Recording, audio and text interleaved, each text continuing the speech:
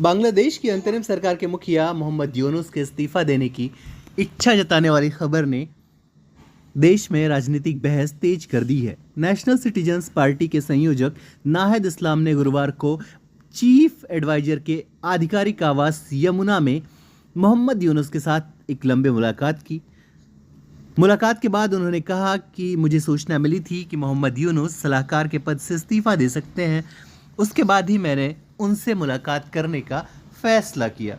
Bangladesh nationalist party ने राष्ट्रीय सुरक्षा सलाहकार समेत अंतरिम सरकार के सभी विवादास्पद सलाहकारों को हटाने की मांग की है। बांग्लादेश के विदेश सचिव जसीमुद्दीन के अचानक इस्तीफे से मोहम्मद यूनुस के भी इस्तीफे की चर्चा को हवा मिल गई। इससे पहले बीएनपी नेता इशराक हुसैन के समर्थकों ने भी स्थानीय सरकार के सलाहकार आसिफ महमूद, संजीव भुइयां और सूचना सलाहकार महफूज आलम के इस्तीफे की एक साथ मांग की। ढाका की सड़कों पर भारी भीड़ उमड़ी, लोग विरोध प्रदर्शन करने लगे।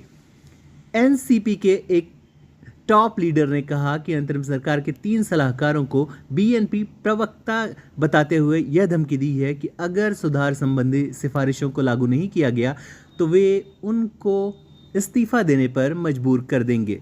मोहम्मद यूनुस के इस्तीफे की जो अटकलें चल रही हैं वे कमोबेश सही भी साबित हो सकती हैं, क्योंकि पूरे देश में उनके खिलाफ अब शेख हसीना जैसी लहर पैदा हो रही है। लोग उनके भी अंतरिम सरकार से नाराज हैं। इस्लाम का कहना है कि मुख्य सलाहकार ने मुलाकात के दौरान मौजूदा हालत पर चिंता जताई और कहा देश की मौजूदा परिस्थितियां ऐसी हैं कि वे काम नहीं कर पाएंगे। अगर सभी राजनीतिक दलों में आम सहमति नहीं बनी तो वे इस तरह काम नहीं कर सकते।